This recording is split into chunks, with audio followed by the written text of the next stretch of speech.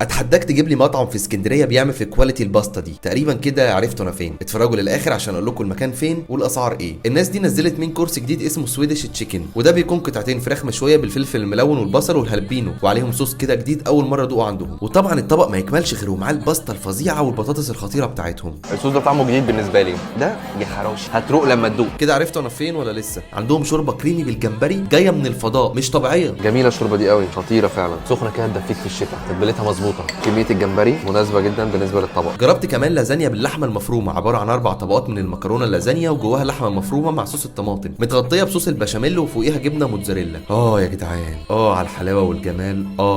الله، لحمه مفرومه تتبيلتها حلوه، الجبنه بتشد، المكرونه نفسها ناعمه كده وطعمها حلو. الطبق ده بيرفكتو. ايه لسه ما عرفتوش يا جدعان؟ انا في بوتاستا يا جدعان، انا في بوتاستا. اخر حاجه جربتها كانت الماكن تشيز الخطيره دي بالجمبري الكريسبي. كواليتي الجبنه عالي جدا. الباستا الهليه دي من طعمها باين انها من اجود انواع الباستا. ومش هكلمكم عن الجمبري بقى، انا هسيبكم انتوا اللي تجربوا وتحكموا.